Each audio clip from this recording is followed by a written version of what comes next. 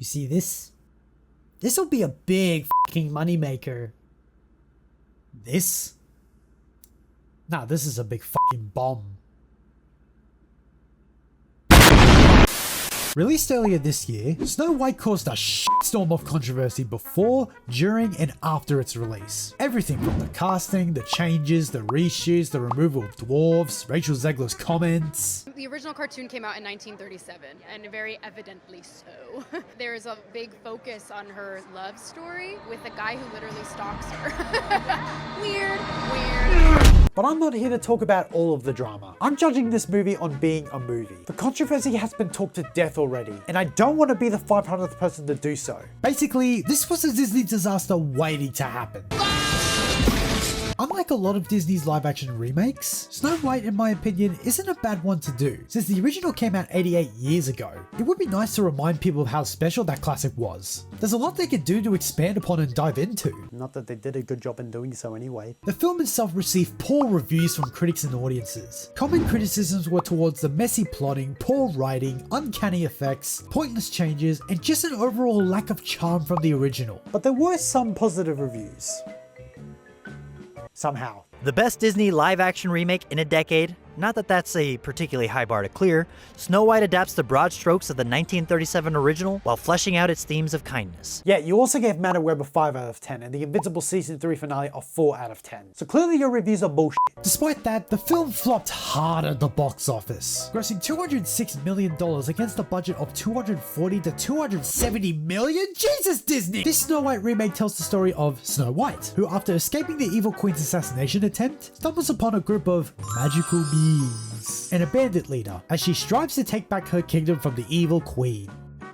Yeah, that sounds like Disney Snow White to me. This film has already been talked to death everywhere. I even did a review of it my own, and as you can tell, I really didn't like it. I'm giving this a 3 out of 10. This is just a bashful remake of a charming animated classic. But upon multiple rewatches, yes, I had to do it, I've come to see the deeper problems, not just visually, but creatively. So let's go through the disaster that I think is Disney's worst live-action remake. Let's start with what I like.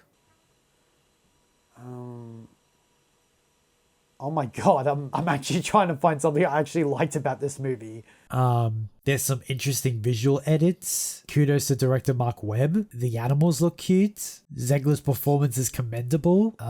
Grumpy is still my favorite character. The songs from the original are entertaining. Yeah, that's about it. Unlike the Disney remakes I've seen, which were at least pretty to look at, Snow White looks visually boring. I didn't really pay attention to it first time watching. I'm not just talking about the CGI, of course. I'm talking about the setting, the production design, the color grading, even the costume designs. There's this real lack of imagination for how this kingdom particularly looks and feels. You look at remakes like Aladdin, Beauty and the Beast, Mulan even. There's this level of detail they at least paid attention to. Between the choice of color and the layers added to them, they help give the setting in the film itself a clear identity. There is none of that here. Everyone just looks and dresses the same. It feels like they just filmed this at Disneyland and just used leftover clothing on other films. Obviously stuff like Snow White's dress and even the evil queen's outfit are decent enough, but everything else is unusually bland for a Disney production. It just feels cheap, but it can't be if the film costs this much. In fact, I don't even know the name of this kingdom. They don't even give it a name or address where the hell it is. Because of that, I'm just gonna call this the Kingdom of Blandella, set in the country of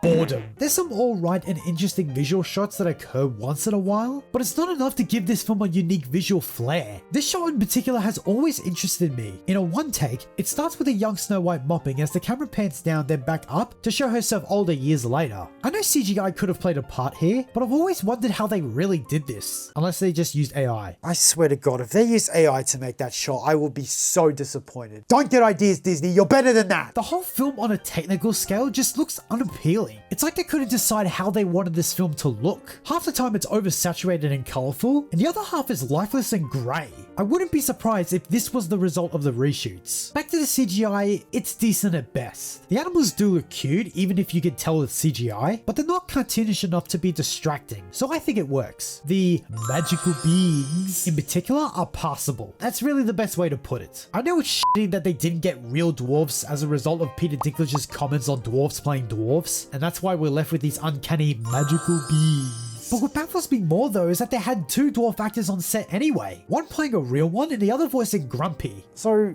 you might as well have casted dwarves to play the dwarves if you're gonna have dwarf actors in a movie that's a remake of a movie called Snow White and the Seven Dwarfs! Sorry, getting off track. The CGI of these magical beings are okay, but it's their faces that are just ugly. I don't like how Dopey looks like an unused child from the Polar Express, or how most of them look like gnomes brought back from the dead. Ugh. In terms of performances, yeah, they're not good either. Everyone just looks like they're going by the script or aren't even trying to do anything to make it good. Gal Gadot sure as hell makes an impression. I heard that the producers felt she was a natural for the role, and so she didn't have to audition for it. I think it's time for Snow White tonight to have a little talk.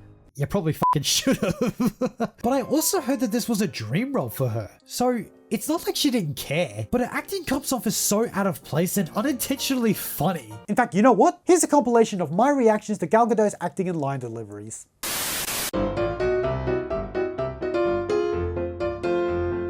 Take them and make pies and go out into the village. Pies are luxuries. They don't need luxuries.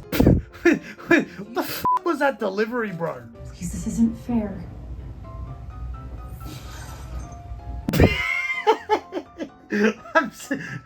It's just, I can't not laugh at that. I'm sorry, my dear. You're right. This thief. This thief? Why the f did you say it like that? For I see, she is more fair than thee. Are you against me too? Are you? He even looked like he was about to laugh. In fact, I find it quite amusing.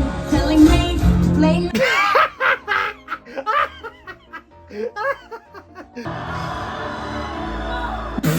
What the hell are you doing? I mean, the other one who's actually great is Rachel Zegler. She does give that sweet, kind, and charming aspect of the character from the original, even if her whole character here is different and a complete dumbass. More on that later. Overall, her acting was literally the only consistently good thing throughout this entire movie. And her singing is spot on too.